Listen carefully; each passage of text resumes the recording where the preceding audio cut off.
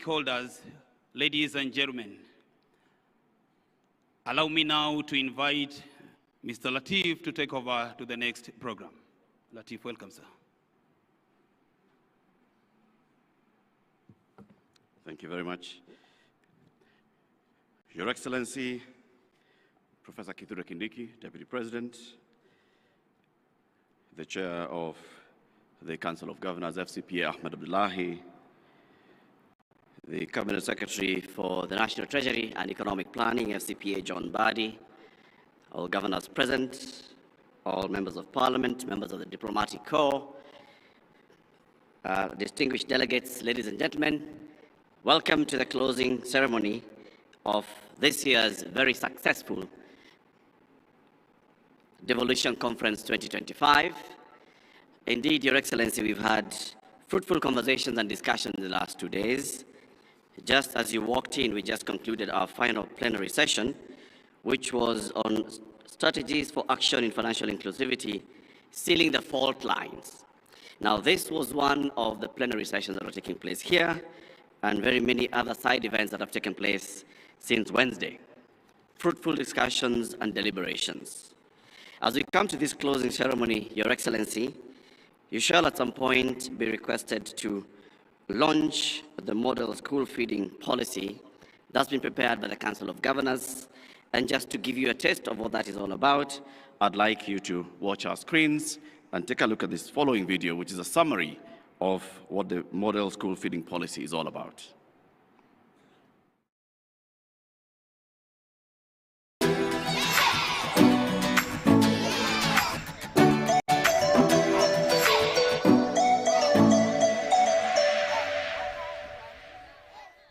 Each morning across Kenya, millions of children set off for school with dreams in their hearts. But often, empty stomachs. For many, the promise of a meal at school is not just nourishment, it's the very reason they come to learn. Number 3, number 4. Tulikunywa uji, tukacheza ball. Feeding program has done a lot. You see, learners, they don't miss school because they know that there is something that they will get from it. Yani wazazi wana ile feeling ya satisfaction wakijua mtoto wangu yuko shule na anakula. Kenya's school feeding journey began nearly 5 decades ago. In 1978, the country launched one of its most iconic nutrition initiatives, Maziwa ya Nyayo, a school milk program introduced under President Daniel Arap Moi. Its goal was simple yet profound: to keep children in school, enhance their health, and create a more equitable learning environment. Though impactful, the program was not built to last and hence not sustainable, and eventually it faded. The 1980s and 90s brought new life to school feeding through various global partnerships. These efforts targeted Kenya's most food-insecure regions, offering life-saving support while improving enrollment and learning outcomes. But they were externally driven, reliant on donor priorities, uncertain funding, and fragile logistics. With hunger, you cannot be interested or you cannot have the concentration in school. In 2009, Kenya introduced a game-changing idea, the Homegrown School Meals Program, HGSMP. This approach linked learning with livelihoods, sourcing food locally, empowering farmers, and putting communities at the heart of the solution. Personally, kama mkulima, ningependa kusema kwamba hii program ya feeding imesaidia sana. At least tunaweza sema kwamba mkulima amepata faida kidogo. It proved that when we feed children, we also feed economies and hope. The food is normally hot in lunchtime. The parents have been playing a pivotal role. We have specifically picked on one parent who provides the school with Sukuma Wiki, and over the years we have never had any issue of a learner complaining about stomach problems. Community inasaidia kwa sababu mambo ya uji community ndio ilikuwa inatoa. Wakati wa mchele sisi kama community tuliona mchele bila kitu kingine kuweka ndani haikuwa mzuri, basi tukakubaliana na wazazi kwa kuwa wanatoa maragwe. Sisi kama wazazi tunachangia pesa kidogo tu ili kuweza kusupport program ili watoto wetu wapate chakula kizuri zaidi, na tunafurahia kwa maana tunaiona. Kama school community tumeingia kwa mifuko zetu. At least tumenunua hizo like firewood, maji na kutafuta wapishi. The 2010 Constitution brought a new era, devolving early childhood development education (ECDE) to county governments, and they had the mandate and responsibility to design school feeding programs tailored to their unique context. Lunch nakulaga mchele na dengu na nani. Lunchtime I eat with my friends. Nikishiba naweza cheza na marafiki zangu. Counties across Kenya rose to the challenge with innovation, determination, and compassion.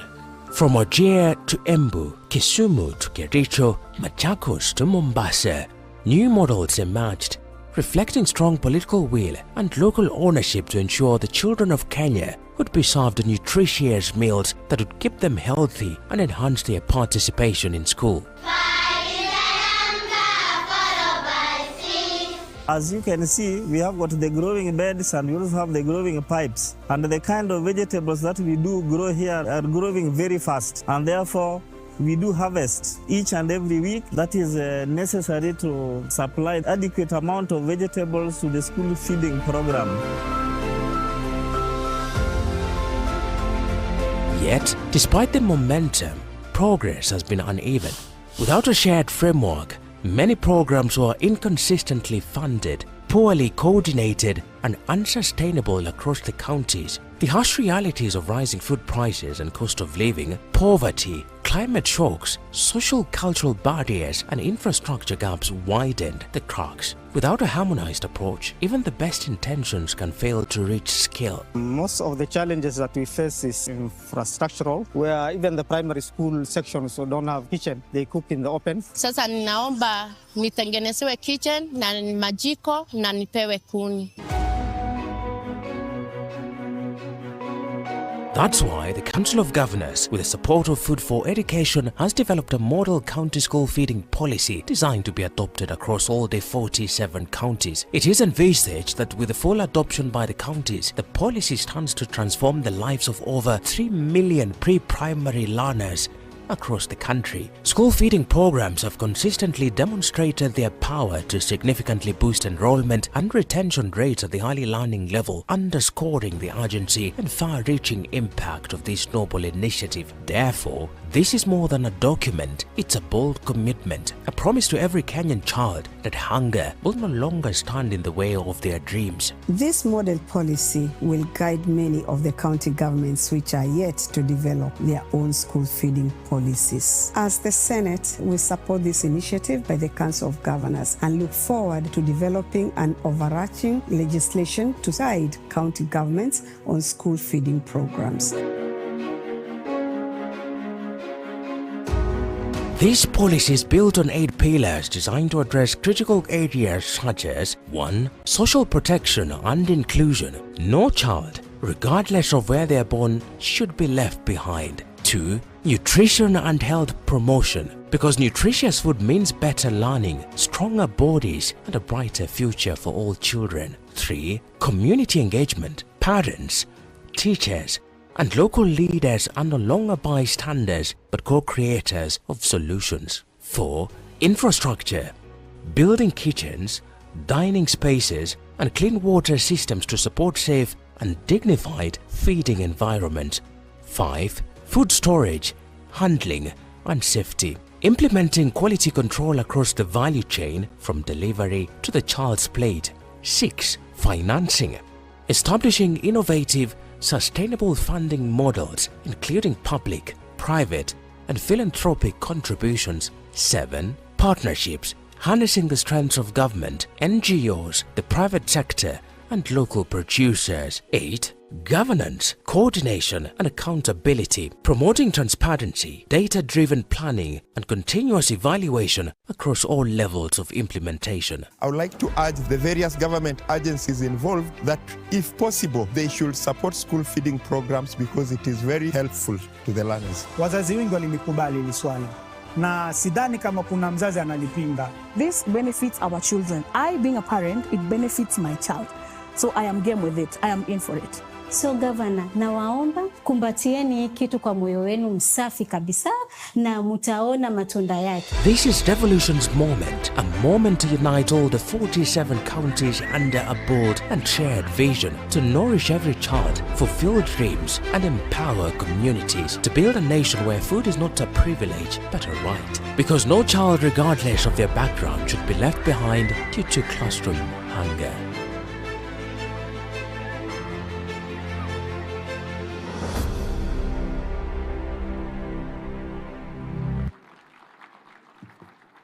Please, a warm round of applause for that. Your Excellency, as you see, when we invite you here to come and launch, you will be launching something that's a game changer. And not just a game changer in terms of policy, but a game changer for lives. Because children will now be having a way and a means and a motivation to attend school and to remain in school. Allow me now, Your Excellency, to call up on stage the Chair of the Steering Committee of Devolution Conference, who is also the Vice Chair of the Council of Governors, and also the Governor for Nyeri County, His Excellency Dr. Mutahi Kahiga, to come and present the joint communique of this year's Devolution Conference. A round of applause, please, for His Excellency Dr. Kahiga as he comes up on stage. And let's take a keen eye and a keen listen to what the communique says, because 2 years from today, we shall all be holding them accountable for whether the realization of these actions.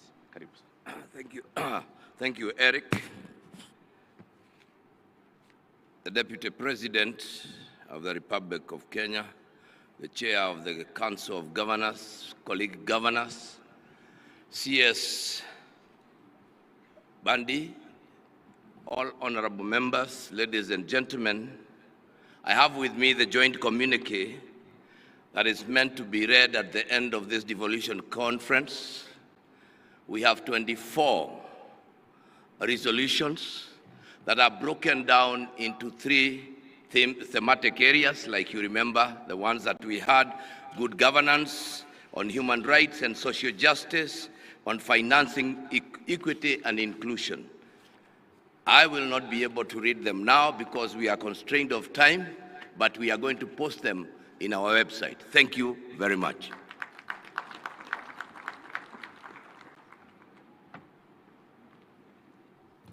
Thank you, Your Excellency, Dr. Kahiga.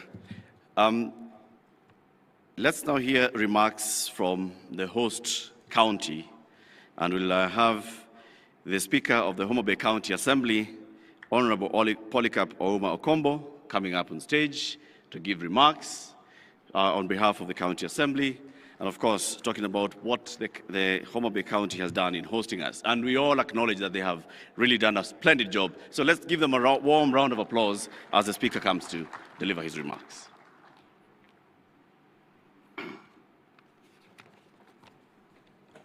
To the Deputy President, allow me to ride on the protocol as already been established, and also allow me to welcome you officially to Homa Bay County, the land of endless potential.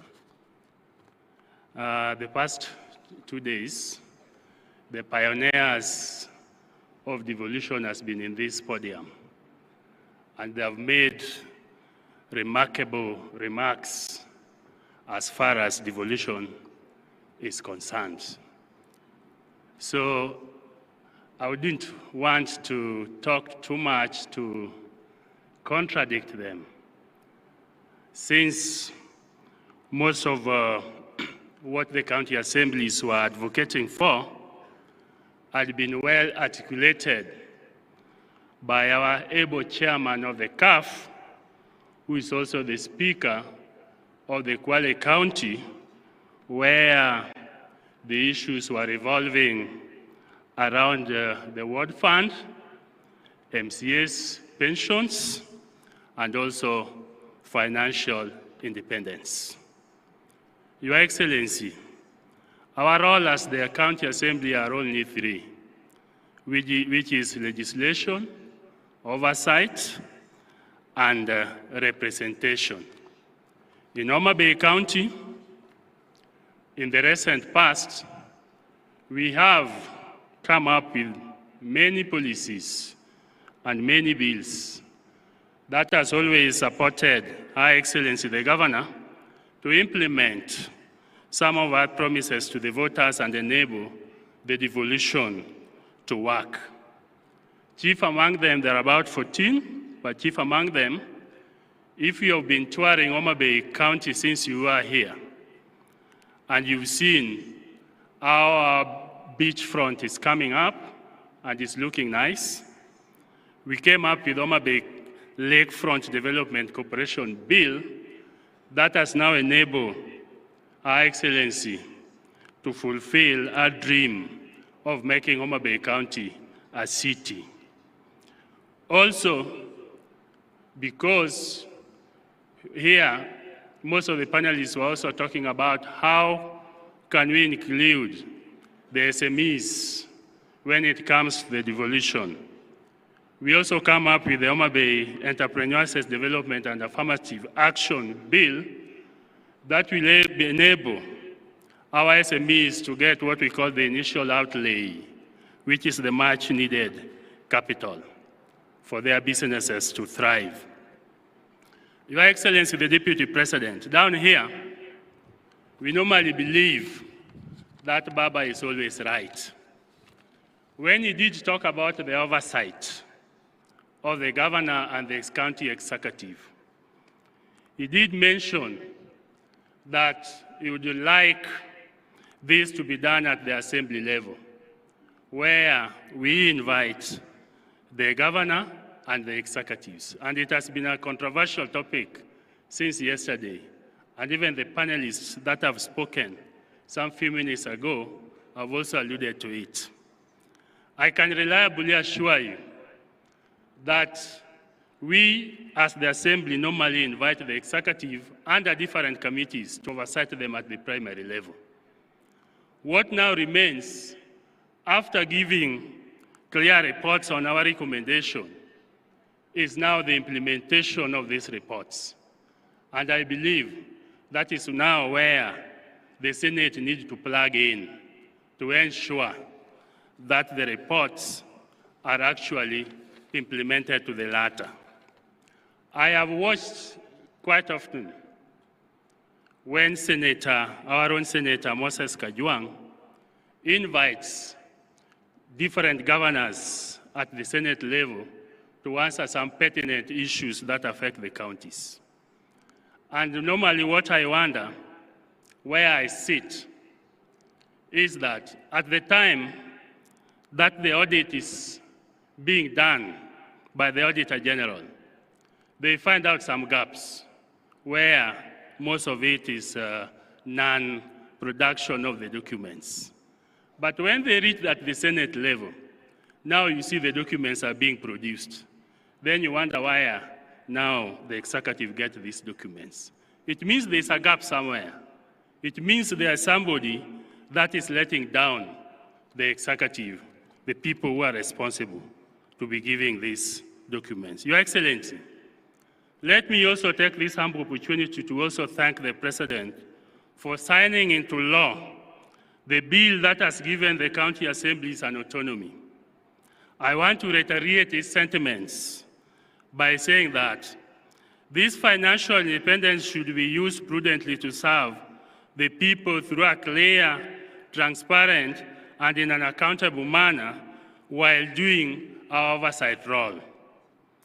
Besides, financial independence does not mean that we now fight the executive. We can perform that responsibility in a professional, effective manner and point out the areas that require improvement, since there's always room for improvement in order to take corrective action. Your Excellency, ladies and gentlemen, for bottom-up economic model to be fully incorporated in our economy, there is also need to ensure that World Fund is also included in the new law creating NGCDF as requested by our chairman of CAF. MCAs are the gate to the people at the bottom of the economic pyramid. They interact with them on a daily basis and understand their unique needs that should be addressed. When we give an opportunity to manage some funds at that level, I think more meaningful development will be realized. As you retreat back to your respective counties, remember that the former US President Barack Obama, who is also our son, said, "We must leave this world a better place than we inherited it from our grandchildren." Let us strive to make devolution work by engaging in programs that will help better our society. Thank you very much. Thank you very much, Honorable Speaker. Allow me now, Your Excellency, to call up on stage the Whip of the Council of Governors, His Excellency Governor Stephen Sang, to come and run the rest of the program, which will lead to you delivering the closing remarks. Asante.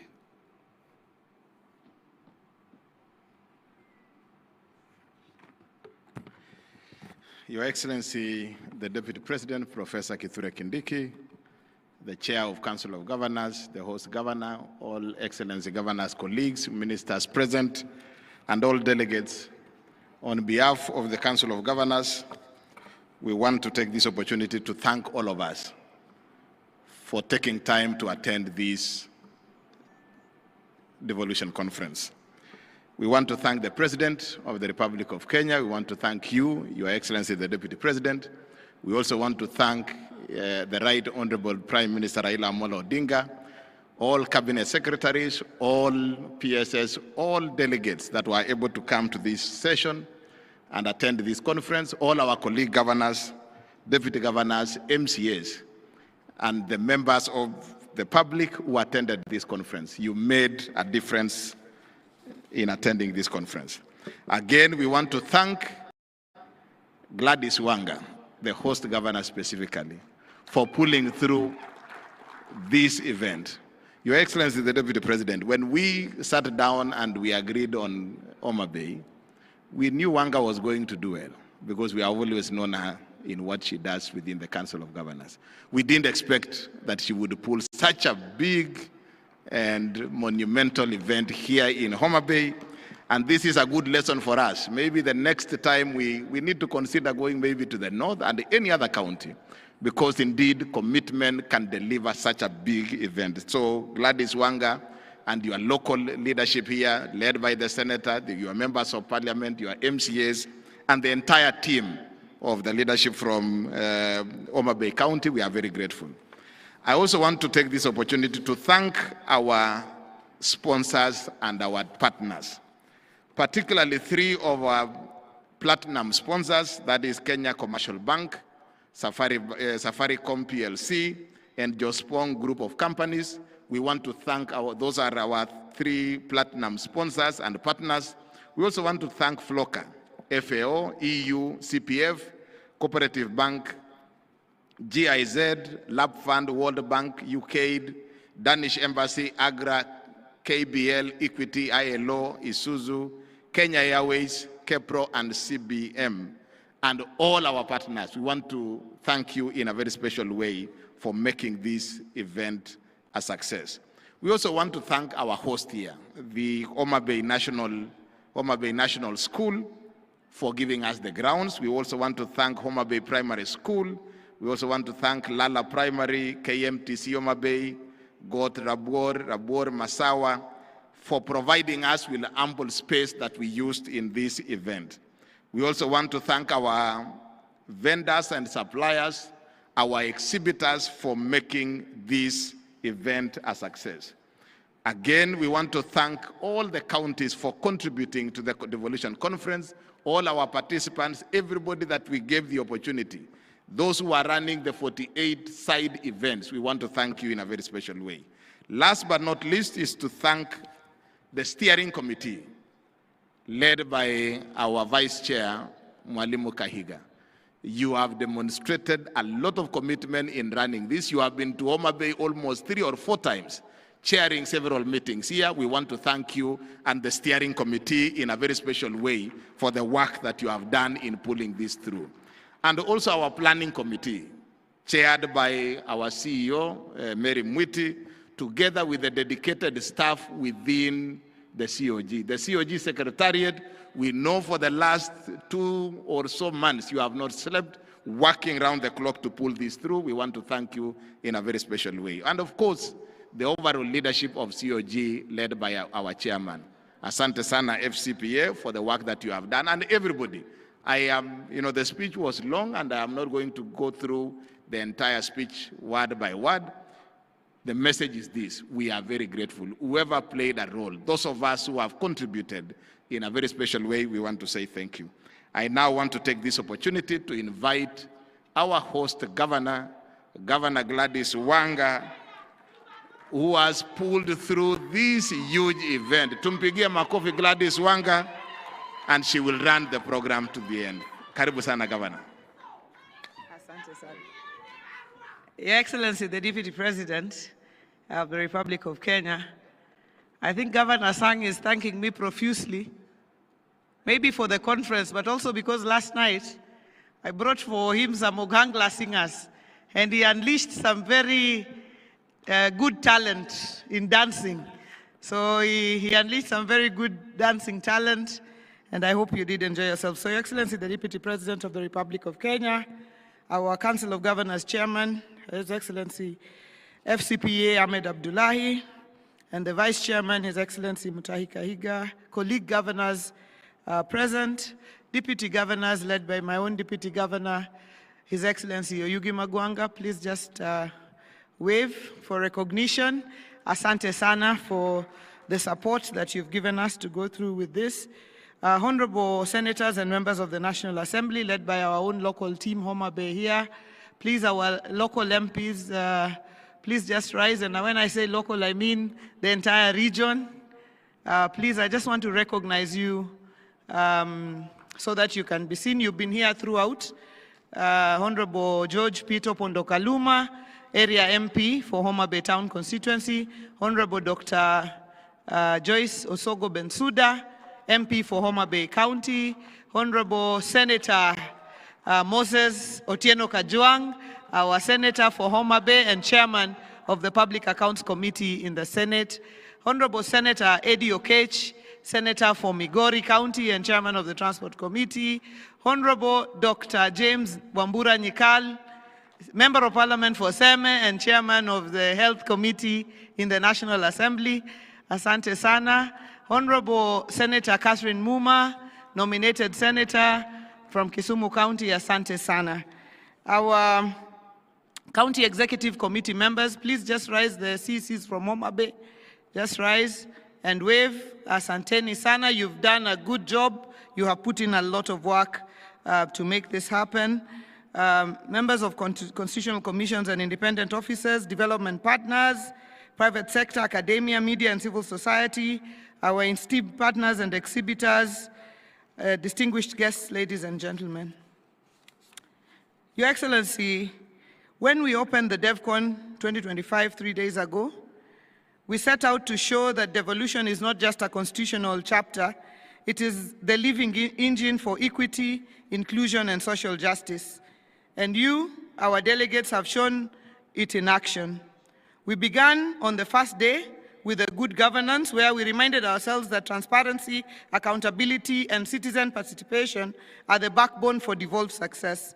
Sharing innovations from open data portals, automation, digitization, to drone-delivered medicines. We then moved to the second day on human rights and social justice, where we agreed that no Kenyan should be left behind, whether they are a woman in a rural market, a young innovator in an urban hub, a person living with disability, or a refugee seeking dignity.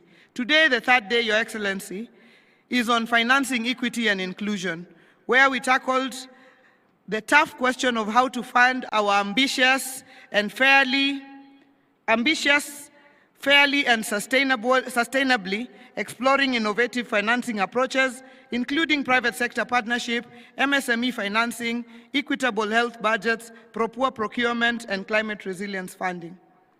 Let me take this opportunity to welcome you, Your Excellency Deputy President, to Homa Bay and DevCon 2025. It is befitting that you are the chief guest for the closing session, given your role as the chair of IBEC. You have reformed IBEC to an effective engagement forum for both national and county governments. From where we were somewhere where we were just a talk shop, moving around, you have reformed IBEC to an effective engagement platform where things get done. We urge you, Your Excellency, to continue strengthening IBEC until we fully operationalize the concept of funds following functions. DevCon was not just about plenaries and panels. It was about people, connections, and shared experiences.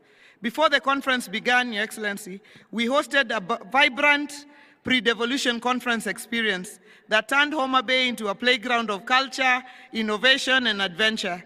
Delegates witnessed the bold creativity of our youth at the Innovate 254 hackathon, felt the thrill of skating and bicycle racing through our streets, and embraced the rhythm of the Bay with spirited boat racing and island hopping from Rusinga to Takawiri on the water bus. We brought back the spirit of community with traditional games like Ajua, the energy of tug of war, and the endurance of the Rowan Marathon. Your Excellency, we took Governor Kahiga to the Ruma National Park, and you remember when you were in your office, he was asking whether he was really going to sleep in a tent. He truly slept in a tent, and he realized he could sleep actually and wake up in the tent and still be here for the conference.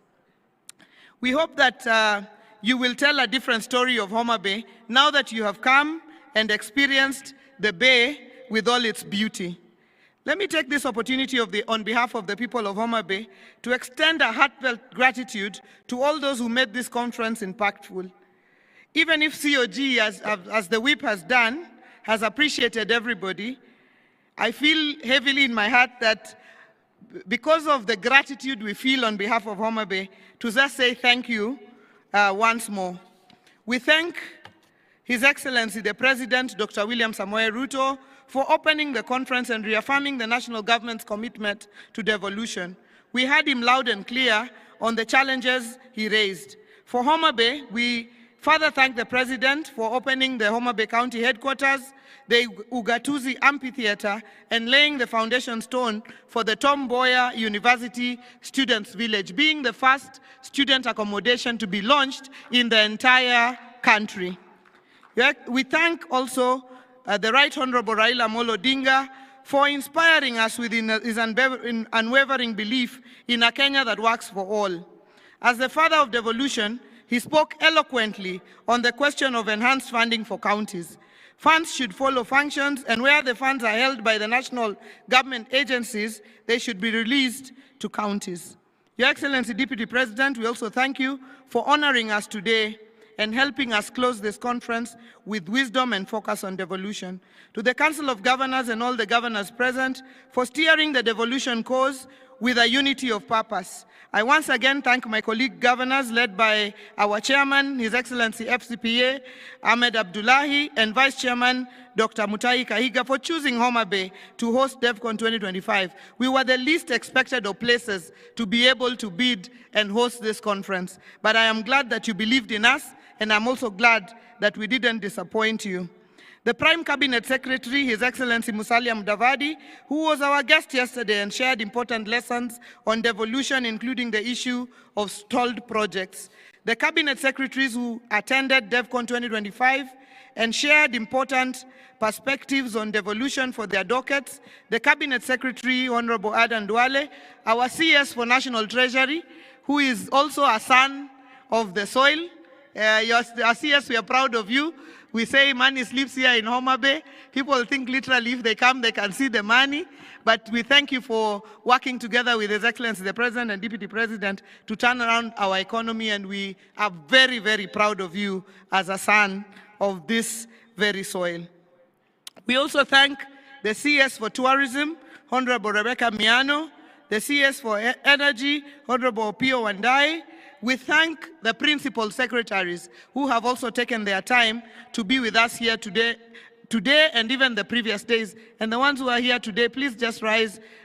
We'd just like to recognize you as well, the principal secretary for medical services, the principal secretary for children's affairs, Karen Agengo, the principal secretary for devolution, I can't see too well, but our other principal secretaries, asanteni sana.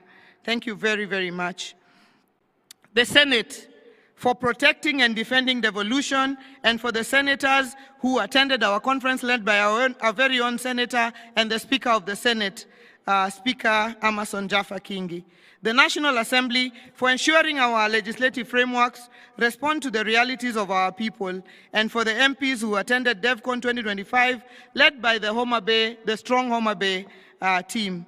The County Assemblies Forum, the County Speakers, and all MCAs. MCAs from Homa Bay, if you're here, just rise and wave as well. Asanteni sana. Our development partners for investing your time, your expertise, and resources in this particular conference. Our pre-DevCon partners, including the Kenya Shipyard Limited, NUPEA, the NSDCC, KWS, KTB, SHOFCO led by Dr. Dede, our UN Mandela Award winner, and all other partners. Our delegates who traveled from far and wide, some crossing oceans, your presence has enriched these deliberations. Our service providers, the DevCon Steering Committee, and the Technical Committee led by our CEO, Madam Mary Mwiti. Because I was here with you guys throughout, I know the work that you've done. I don't know if the Secretariat are here. Please just rise and wave. You guys have done a great job. Your Excellency, DP, when you see a conference like this, sometimes you think there are huge people, event organizers who are doing the work. The work is done by some young men and women here, led by Madam Mary Mwiti, and they do an excellent, excellent job. I leave you with a thought that promises are like babies, easy to make, but hard to deliver. Let us ensure that the promises of DevCon 2025 are not confined to the communiques, but are translated into tangible change for our people. Real human interest stories like the ones our Fundimangula graduates share, stories of transformation and livelihood change. Devolution must be about transforming lives. Devolution must be about delivering on county functions. Devolution must be living the promise of the Constitution 2010. Devolution is the currency for powering our economic growth. Your Excellency, I thank everybody, and where we may have offended you or not met your expectations, please do forgive us. But otherwise, we hope that we have granted you a wonderful stay in Homa Bay. Please make time to come back again and visit this bay of endless potential. Asanteni sana. Another round of applause for Governor Wanga. Asante sana. In an attempt to shorten that, our vote of thanks, we forgot the key three organizers of this forum is the Senate, the Council of Governors, and the Office of the Deputy President. We want to thank you, Your Excellency, and your office, the State Department of Devolution for the support and the work that has gone into this organization. We also want to thank the Senate, the Right Honorable Speaker of the Senate, Bwana Kingi, and our colleague senators who are present here, Kajwang and your team. We really want to thank the Senate for the support and the entire Secretariat of the Senate that has supported us in this engagement. I now want to invite Waziri John Mbadi, the Cabinet Secretary for National Treasury, to come and make his remarks. Waziri, it is too early for us to make a judgment as to what you are doing, but whatever it is that you are doing, keep doing. It's working. Karibu sana.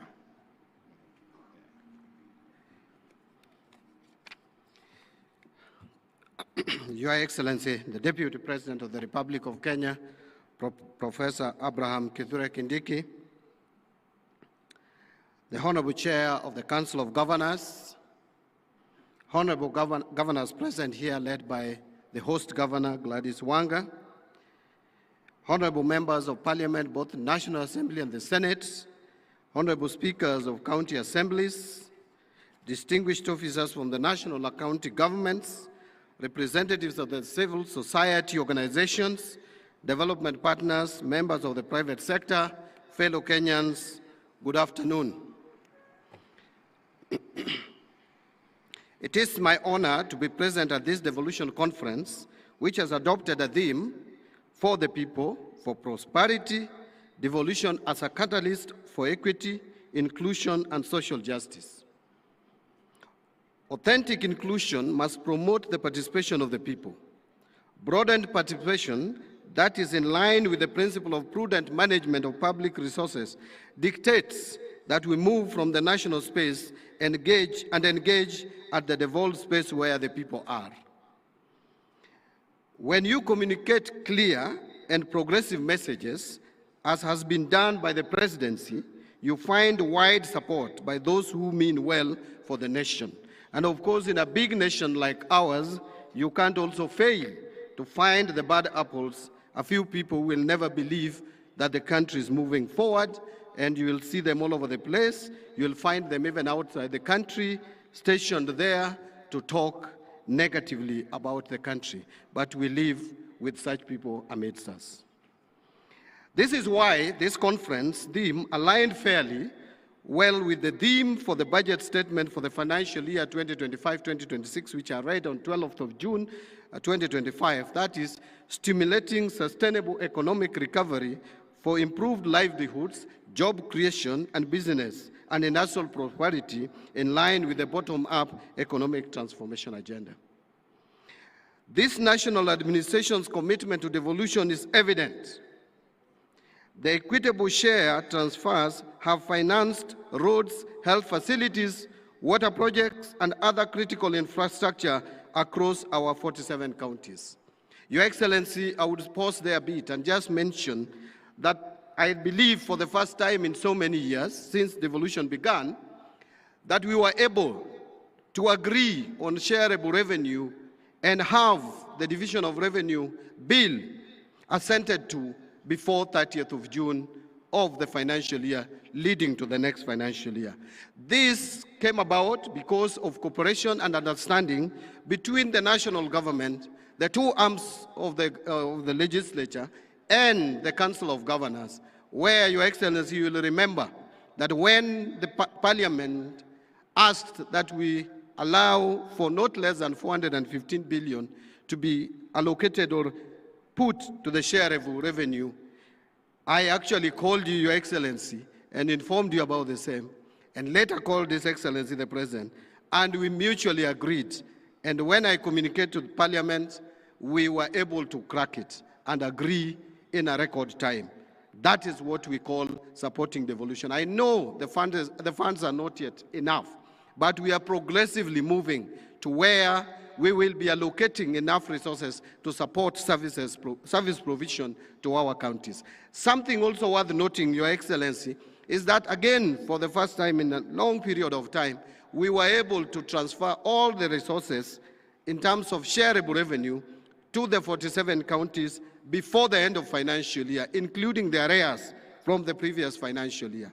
And I want to report here, Your Excellency, and I know the President must have spoken to this, that last Monday we managed to transfer the July allocation to our counties. And I want to give a commitment that we will continue to prioritize funding to counties. We'll be releasing money in good time for our counties to be able to move and provide services to our people.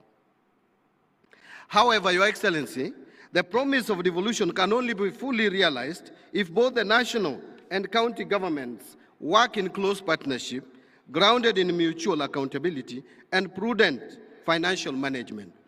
The example that we see in this county is a clear example of both national and county governments partnering together to deliver services to the people. Your Excellency, when you move around in this county, and more particularly in Homa Bay town, you will see massive improvement in this town. This is something that was not there 3 years ago. Your Excellency, it is as a result of partnership and cooperation between the two levels of government. And I believe that our county government, led by Governor Gladys Wanga, will still continue to partner with us at the national government level to be able to give services to our people. And that should be replicated across the country. Your Excellency, ladies and gentlemen, the rich discussions at this conference will align to and find support in the National Treasury at implementation. I want to guarantee that.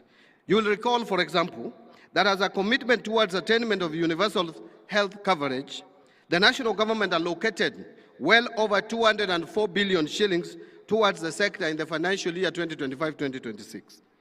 To promote inclusive development, the National Treasury has been implementing a number of initiatives, such as the Kenya Rural Financing Inclusion Facility Project, Credit Guarantee Scheme targeting the MSMEs, and establishment of Kenya Mortgage Refinancing Company targeting to support the affordable housing program. I am happy to report that these initiatives are beginning to bring positive results, which have already been outlined in the course of the conference. Allow me, however, to highlight one initiative, that is financing climate action. Through this program, Your Excellency, the National Treasury has disbursed well over 7 billion shillings to 47 counties as part of the second tranche of the County Climate Resilience Investment grants under the Financing Locally Led Climate Action Program, otherwise known as FLOCA. This substantial investment marks a significant milestone in Kenya's climate financing architecture, reinforcing the country's commitment to locally led, community-driven climate action. Supported by the government of Kenya, the World Bank, and the governments of Germany, Sweden, Denmark, and the Netherlands, the county climate resilience investment grants respond to the urgent need for effective, locally led climate actions. The funding allows county governments to operationalize their county climate change action plans and invest in priority climate resilience initiatives which are tailored towards unique climate vulnerabilities, ultimately advancing a more sustainable and climate secure future for all of us. I lay emphasis on this initiative as I mentioned that the CCRI grants represent a bottom-up approach. More specifically, it adopts this approach to climate finance, enabling county governments and local communities to take the lead in designing and implementing tailored projects that address local climate risks and build climate change resilience for long-term sustainability. This disbursement for the financial year 2025-26 will empower communities most vulnerable to climate change to drive sustainable development and long-term resilience.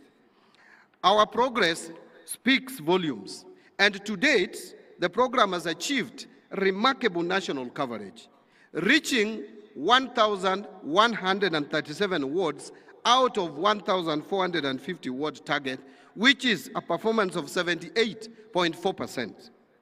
Each new ward represents another community equipped to write its own climate resilience story. Your Excellency, ladies and gentlemen, in the education sector, the national government has committed to continue undertaking education reforms, expanding infrastructure in all learning institutions, and strengthening linkages between industry and training institutions in order to enhance access to education at all levels. Priority will be given to recruitment and training of teachers, enrollment of school children of pre-primary age in schools. In recruitment and training of teachers, Your Excellency, this audience will appreciate that this government made a promise to employ 100,000 teachers in 5 years. As we speak, the performance level is at 76%. 76,000 teachers have been recruited, and we plan to recruit additional 24,000 in December and January, completing the 100% way ahead of the targeted time period. We will be expanding school feeding program or supporting expansion of school feeding program and providing learners with day meals. Construction and equipment of TVET institutions in 52 constituencies is ongoing, equipping 72 existing TVET institutions, recruiting 2,000 technical trainers and instructors, and establishing incubation centers in every TVET institution, and online learning in TVET institutions and universities. Your Excellency, allow me to highlight a few more issues on devolution as a catalyst for prosperity.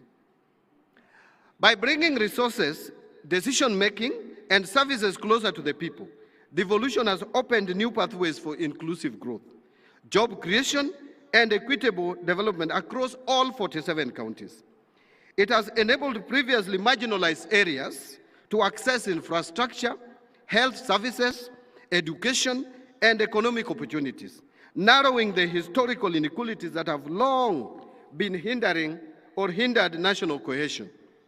When effectively managed, devolution becomes an engine that not only drives economic expansion, but also ensures that prosperity is felt in every village, in every town, and every community across our nation. However, in order to continue to achieve this prosperity, public finance management reforms is critical in both levels of government. The National Treasury established the Public Financial Management Reforms Secretariat to coordinate public finance management reforms at both levels of government. The overall objective of the reforms is to achieve a public finance management system that promotes transparency, accountability, equity, fiscal discipline, and efficiency in the management and use of public resources for improved service delivery and economic development. Currently, the Secretariat, through the implementing counties and MDAs, are implementing PFM reform strategy of 2023-2028. Some of the reforms we are advocating and requesting for collaboration from the county governments include compliance with the fiscal responsibility principles as set out in the Public Finance Management Act, Cap 412A, full rollout and implementation of the tariffs and pricing policy, and implementation of the national policy on enhancement of county government's own source revenue.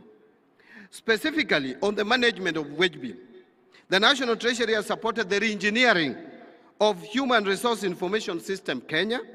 The system is meant to consolidate human resource data in the public service data and put in place effective wage bill controls. Your Excellency, as I conclude, I would like to appeal to greater collaboration with the county governments and the other stakeholders on the following few areas. Number one, I want to speak to Parliament first. To Parliament on fast-tracking enactment of the County Government's Additional Allocation Act. As you are aware, Your Excellency, delays in enacting the County Government's Additional Allocation Bill have become a perennial problem, leading to late disbursements, disruption in service delivery, and low absorption of additional allocations at the county level. It has also led to fiscal inefficiencies, resulting in additional costs to the country in the form of commitment fees and interest charged on foreign borrowing. To this end, I would like to call upon Parliament to support the executive and the county governments in fast-tracking the bills to ensure that they are disbursed and absorbed in a timely manner. Number two, to county governments on transition to the Treasury single account. To enhance cash management, the migration of ministries, departments, and agencies to the Treasury single account is progressing well. As the National Treasury onboards the county governments in 2026, I would appeal for your support on the same. This will help in prudent cash management at both levels of government. Number three, still to county governments, on transition to e-procurement or e-government procurement. There is need to foster and bolster accountability and transparency in the management of public finances, which remains as a key agenda in our nation. To this end, we are in the process of fully automating public procurement and asset disposal processes.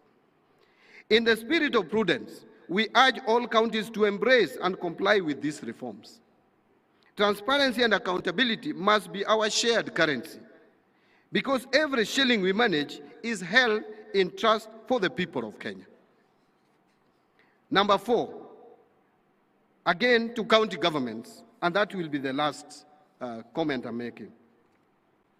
To county governments on unremitted pension liabilities.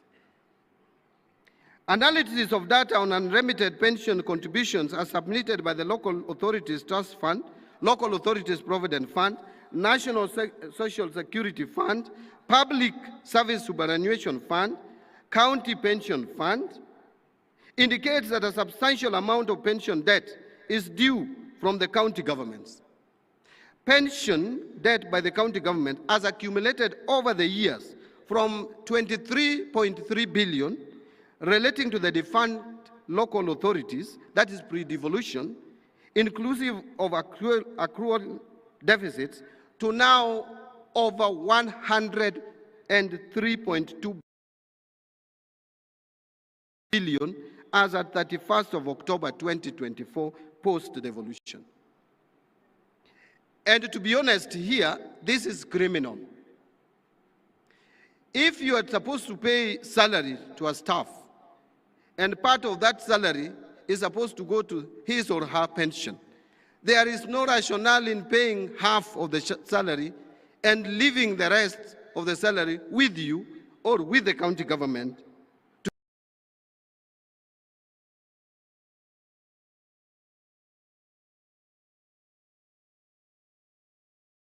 to pay other things. It is not fair, it is unjust, because this money belongs to people who will one time retire. And when people retire, they want home with something. You are killing the future of individuals, some people in the country. So please, whatever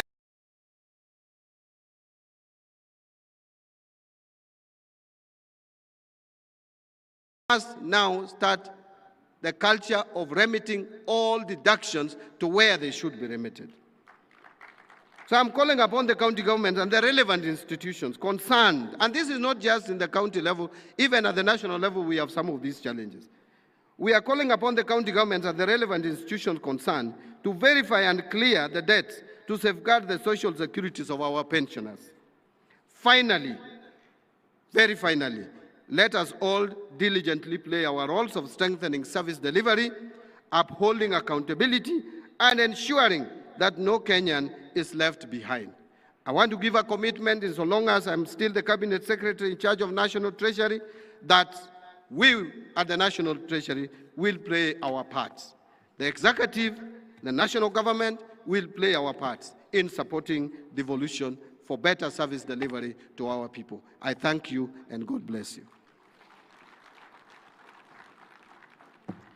A better applause for Waziri Mbadi. Thank you very much.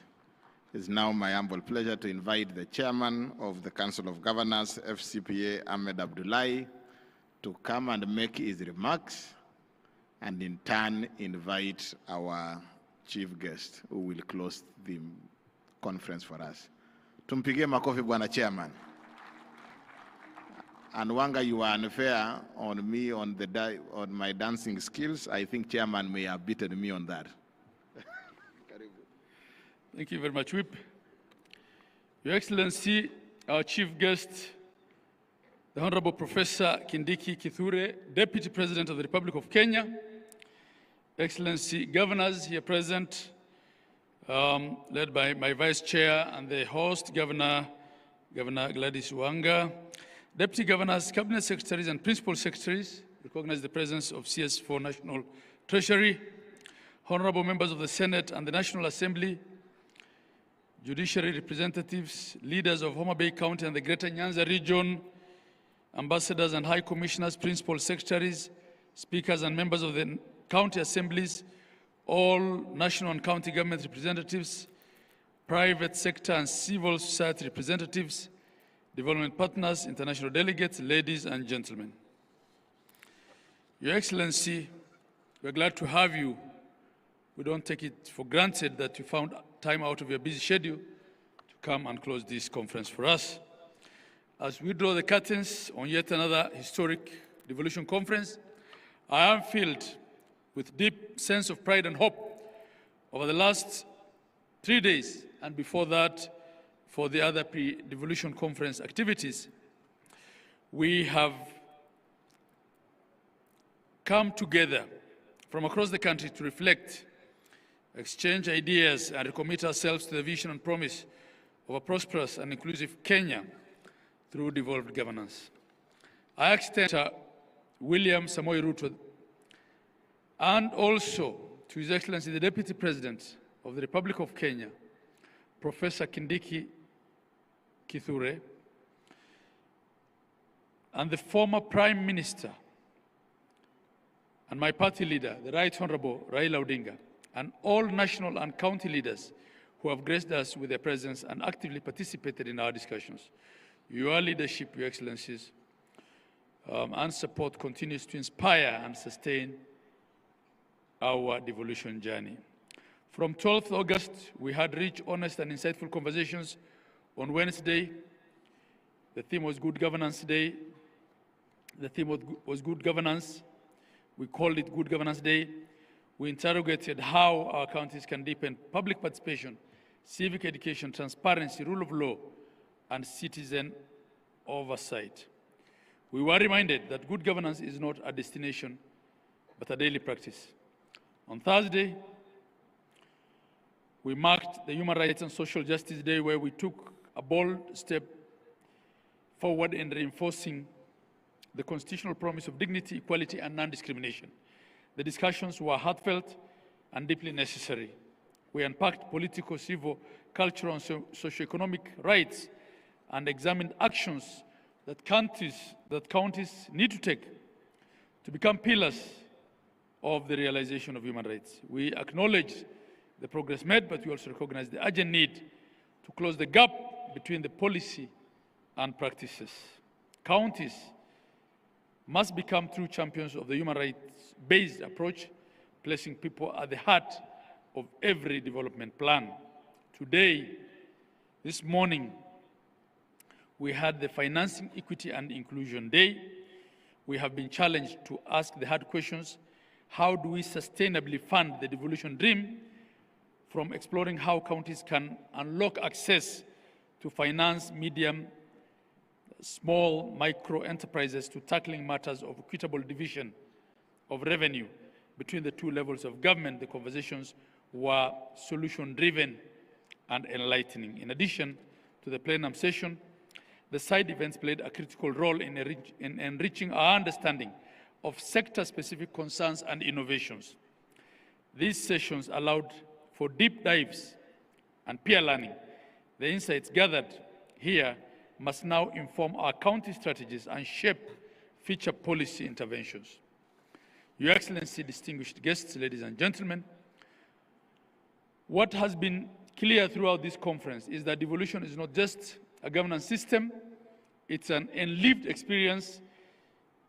It is our mothers receiving maternity care at local health centers. It is our young entrepreneurs accessing credit for their agribusiness. It is our children accessing the best education. The resolutions we have adopted are not just words on paper. They are a call to action, a call to all of us, as leaders and public servants, the civil society, the private sector, and the Kenyan citizen, to uphold the constitutional spirit of Article 174 and make devolution work in every corner of this republic. As we leave Homa Bay and return to our respective workstations, may we carry with us the spirit of this conference and a renewed energy, a sharper vision, and a wavering commitment to serve. Let us be bold in our leadership and consistent in our service. As I conclude, Your Excellency, I'll conclude by thanking all those who made this conference a success.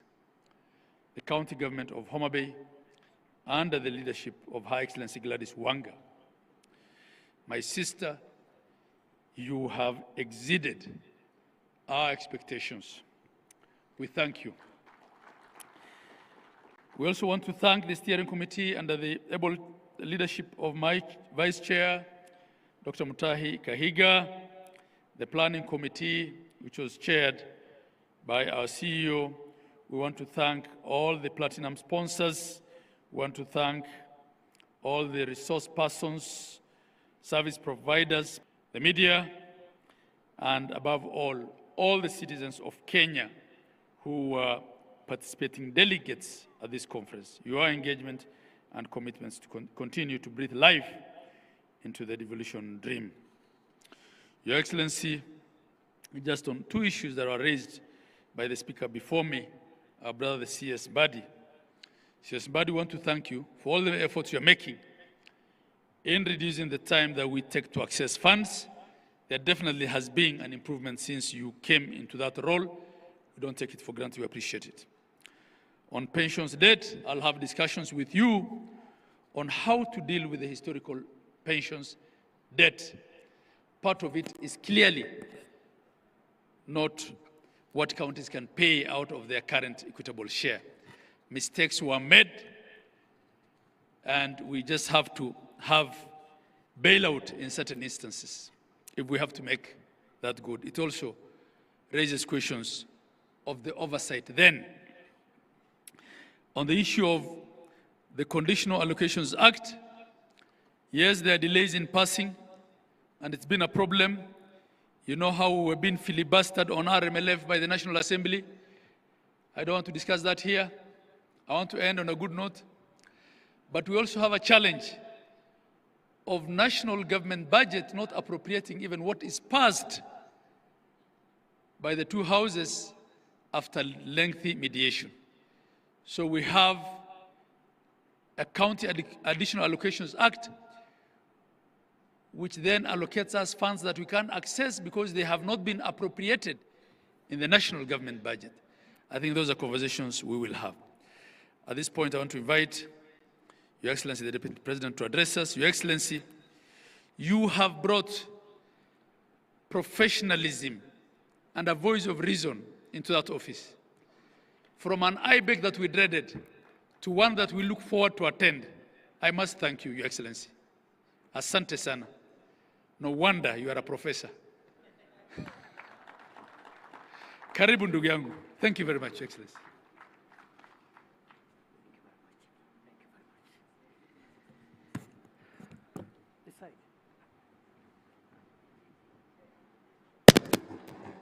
Very much, Chair. I request that we get seated.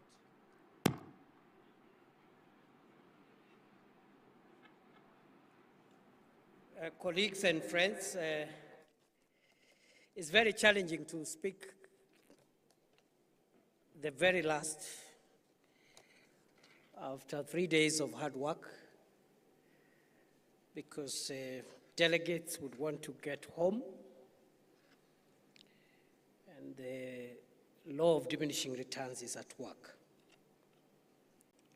But it's also an opportunity and a benefit, because for the same reason that we all want to get traveling home, concentration capacity is at its lowest, and therefore the last speaker can get away with anything. It is with great optimism I deliver these remarks at the conclusion of a very successful 9th Devolution Conference held in this beautiful and vibrant county of Homa Bay. I commend the Homa Bay County for once again demonstrating its capacity to host national events with excellence and distinction, having only recently hosted the 2025 Madaraka Day celebrations with remarkable success. The warmth of the people of Homa Bay, the efficiency of the leadership of Homa Bay County, and the flawless logistical arrangements enjoyed here speak volumes about what devolution can achieve. This conference, therefore, comes at an opportune time, resonating with the hopes and dreams of every resident of this county, for its testament to the true spirit of devolution and the vision of equal development and opportunity across the length and breadth of this great Republic of Kenya. Ladies and gentlemen, friends and colleagues, over the past 4 days, the 9th Devolution Conference has served as a critical policy forum, facilitating evidence-based dialogue, peer learning, stakeholder reflection on the trajectory of Kenya's devolution agenda.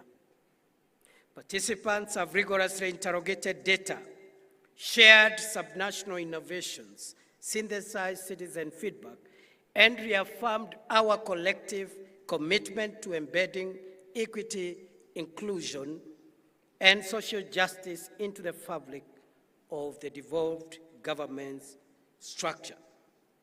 The 9th Devolution Conference has brought into sharp focus some of the most enduring and structural challenges facing devolution today. Significantly, the deliberations have been grounded in data, participatory evidence, and collaborative results. Additionally, this conference has served as a mechanism of accountability, reaffirming that devolution is more than a constitutional aspiration. It is a practical and developmental instrument for advancing spatial equity, participatory democracy, and transformative service delivery.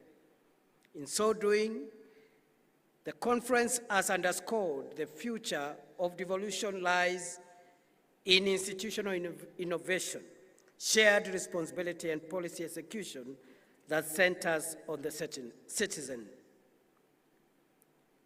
The deliberations of this conference were structured under particular themes. The good governance theme reaffirmed a central truth that public participation, civic engagement, social accountability, and fidelity to the rule of law are not just discretionary ideals. The deliberations on human rights and social justice brought into sharp focus the imperative of embedding a rights-based approach within our devolved governance structures. As we bring this year's devolution conference to a close, I reaffirm the national government's unwavering commitment to strengthening devolution, because devolution remains our most powerful tool for driving inclusion, equity, and social justice for us prosperous Kenya. I commend the National Treasury for maintaining a strong disbursement performance despite the prevailing fiscal situation. And as the Minister has said, as of end of June 2025, all the disbursements, including the arrears of the previous financial year, have been settled. I encourage continued collaboration of the national and county governments in the execution of key priority projects that we are partnering to deliver. For example, the county aggregation and industrial parks, which remain a critical anchor to the job creation agenda. In the health sector also, through the partnership of both levels of government, Kenya has now enrolled in excess of 25.5 million residents under Taifa Care, administered by the Social Health Authority, SHA. This is a major step towards achieving universal health coverage. The national government will be reaching out to county governments to activate a joint plan to engage our young people in targeted interventions. The young people of Kenya have expressed their reservations with the government's speed and efficiency in executing the agenda for job and income opportunity creation. Tied to these reservations are concerns relating to integrity and transparency and accountability.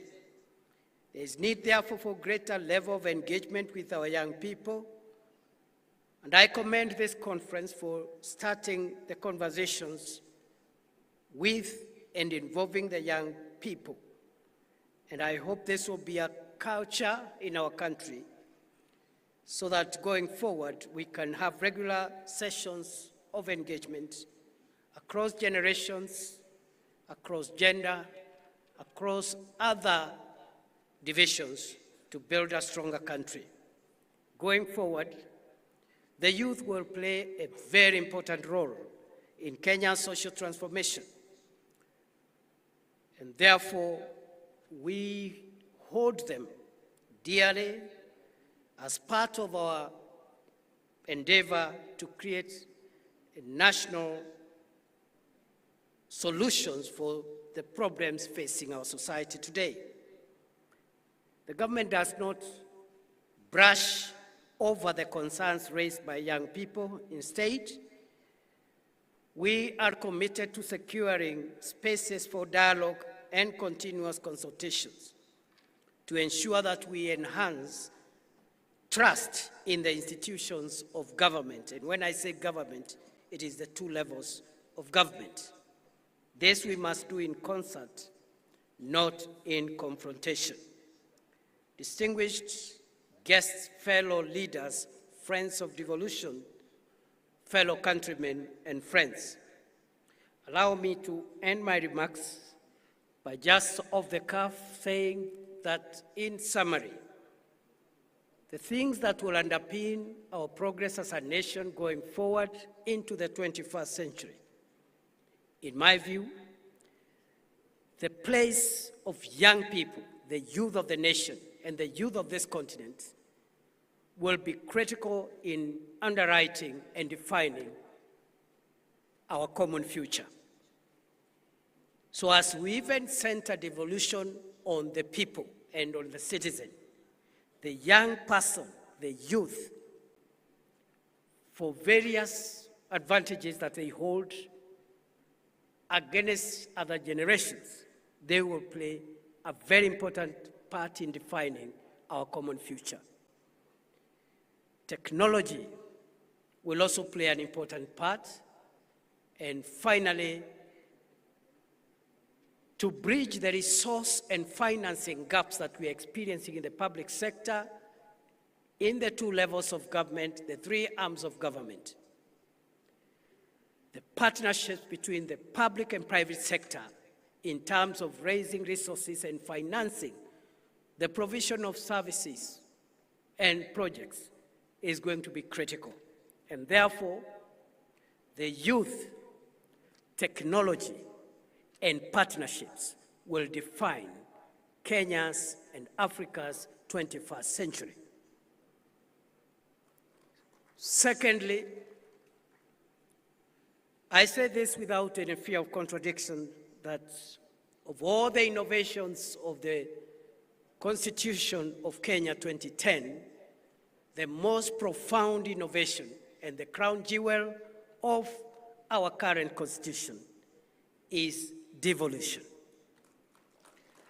And this is a good opportunity, therefore, to pay tribute to a great son of this county, the late Dr. Crispin Odhiambo Bai, who laid his life in the fight for a devolved Kenya and a more equitable Kenya. And I have had the moment to witness the remembrance that has been placed by the county government of Homa Bay and the Council of Governors at the Bay in honor of a great son of Homa Bay, Dr. Crispin Odhiambo Bai. May his soul rest in eternal peace. I am also conscious of the milestones we have achieved in the last so many years under this devolved system. The structures and the relationships among institutions are work in progress, and there are a lot of positive stories around devolution. The latest achievement has been the signing into law of a bill granting financial autonomy to our county assemblies so that they can provide effective, as opposed to vindictive, oversights over the executive at the county level.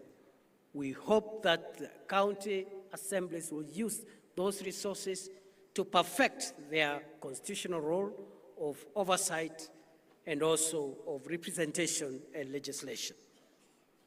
The threats that face us going into the 21st century, number one is corruption and abuse of resources meant for the provision of public services, and this affects both levels of government, the national government and county governments.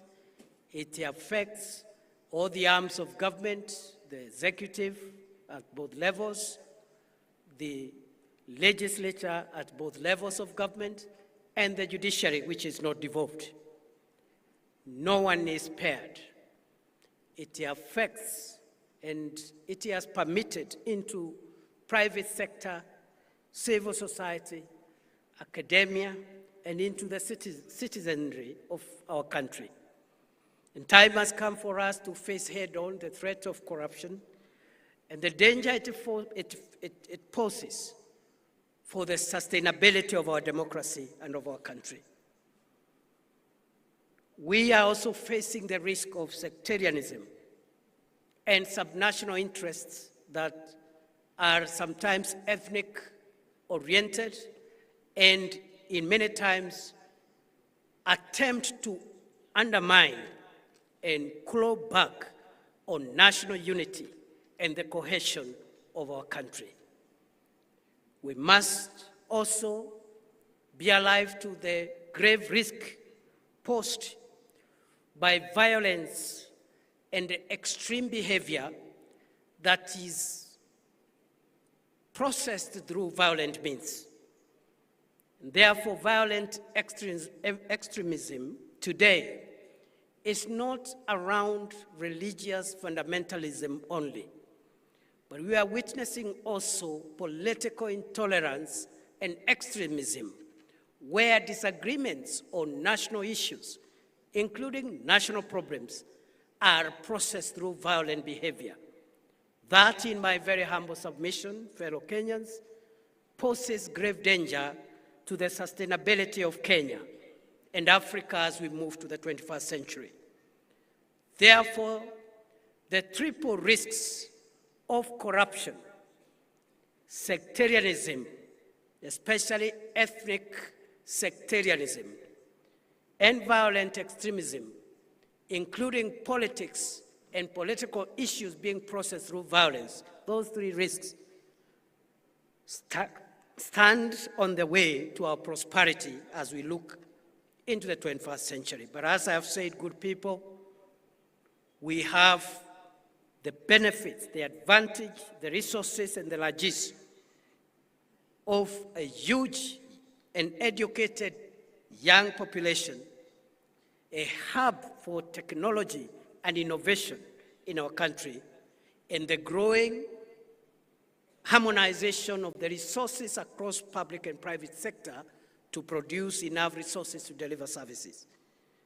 We have a good constitutional order whose crown jewel is devolution, and increasingly the relationships between all institutions in devolution is work in progress, and there's a lot of success stories for us to learn from.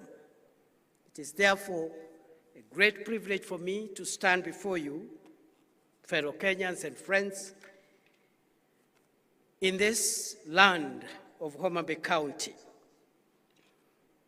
a land that has produced very many great Kenyans, the late Tom Mboya, a great nationalist who fought for the independence of our country. We recently buried Mama Phoebe Asio, who did a great job towards the empowerment of women and the recognition of equality across gender. But we have present-day heroes. What our sister Gladys Wanga has done is to affirm and confirm that what a man can do, a woman can do better. My sister, you have dignified the leadership of women. Going forward, let there be no doubt about what a woman can do as a leader. We applaud you, and you're a good example to our sisters and our daughters, so that we can know that a woman is just as good, if not better, a leader than the rest of us. So thank you very much, Gladys. But we have our great son here of Homa Bay, John Buddy, the first National Treasury Minister from this region, courtesy of President William Ruto. The first National Treasury or Finance Minister from this part of the world. in this part of the country, who in a record 1 year has turned around, demystified the National Treasury, simplified the complexities around public finance in the National Treasury. And with the support of the President and the rest of his colleagues, those of us who sit with him in cabinet, John Bandi is on the way, is on the road, in my estimation, of becoming perhaps one of the best finance ministers Kenya has ever had. Thank you, John. You have our support. I know we have other leaders here. My brother, Moses Kajwang, my high school mono of many years, has also done a good job as a young person. He's now a very experienced senator, and he's come out as a very strong and principled leader, very articulate, issue-driven. He's never petty. I salute you, Senator Moses Kajwang. And I think Homa Bay has done very well. We have our colleagues in the National Assembly, all of them great people in their own right. But because we are in Homa Bay town, the contribution of George Opondo Kaluma as a parliamentarian has been quite profound. We salute you, Mheshimiwa Kaluma, and the other colleagues from this region. You've done us proud. I have many things to say about Homa Bay and the people around here, and you know, I agree, actually, as Gladys keeps on mentioning, this is the county of endless potential. I have had the privilege to work as a Cabinet Secretary for Interior, and my colleague, P.S. Raymond Omolo, who also comes from this county, did a fantastic job while we served with him, and I think until now, even under the new minister, is delivering for Kenya, a fairly young leader holding one of the most crucial dockets in the government of the Republic of Kenya, again, courtesy of President William Ruto. Good people, I don't want to stand between you and lunch and your journeys home. Let me wish you safe travels and God's blessings. I wish you well in whatever you do. I pray that when you get home, you'll find your family safe, and we will continue interacting even more. Thank you, Homa Bay County. Thank you, Council of Governors. Thank you, all partners. And thank you, all colleagues who have made this possible. Thank you. God bless you, and God bless Kenya.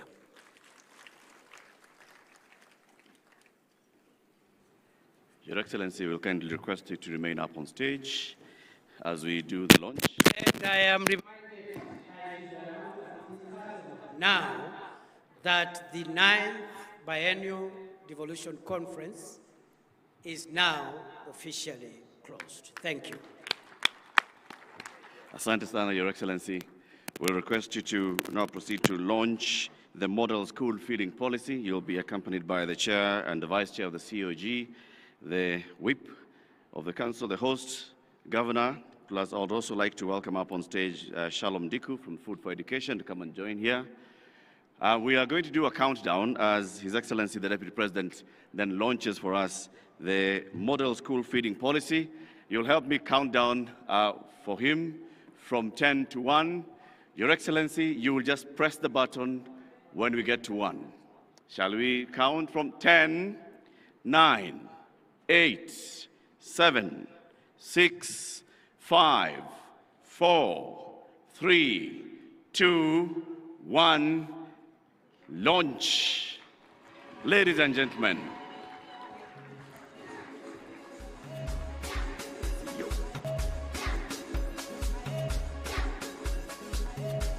Madam CEO of the Council of Governors, please join us on stage. Your Excellency,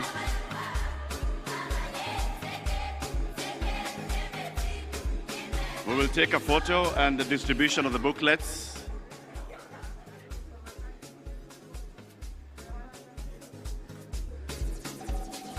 The Deputy President is distributing the booklets, the model school feeding policy.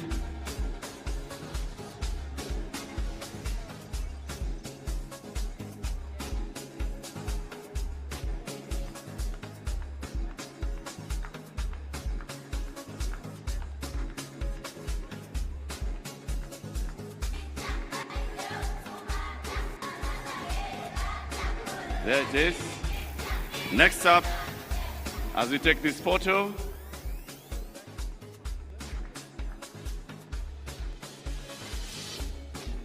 asante sana. We are next going to have gifts.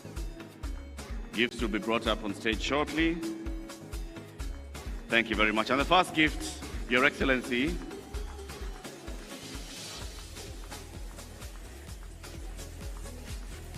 the first gift you're about to receive, Your Excellency, is a gift from the Council of Governors, presented to you by the Chair of the Council.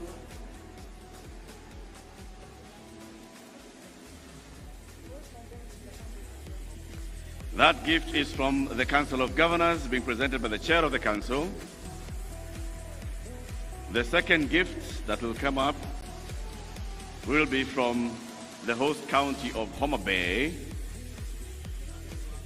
from the Homa Hills to the Bay Area.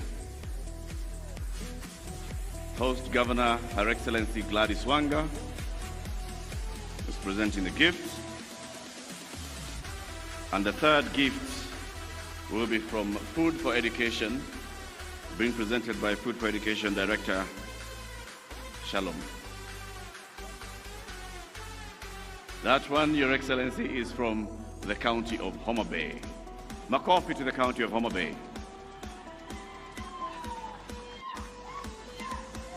Asante sana. Next gift, Your Excellency, this is from Food for Education. You just launched the model school feeding policy from Food for Education. That is Director Shalom presenting the gift.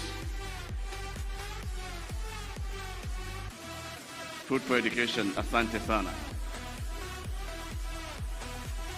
Asante sana. We'll request Your Excellency only to remain up on stage. Your Excellency, you'll remain up on stage for the national anthem, which will be cued shortly.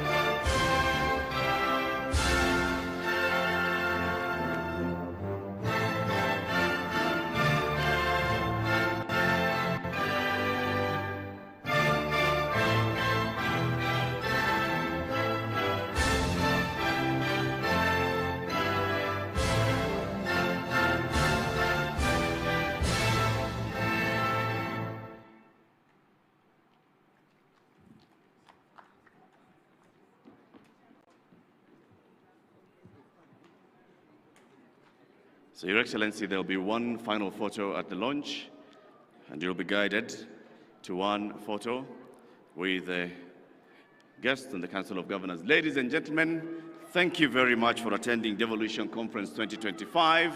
It's been successful, fruitful conversations until 2027. Until the next Devolution Conference, wish you all the very best. As the host leadership has said, don't leave. You can tour a lot of Homa Bay County, and when you go home, go well.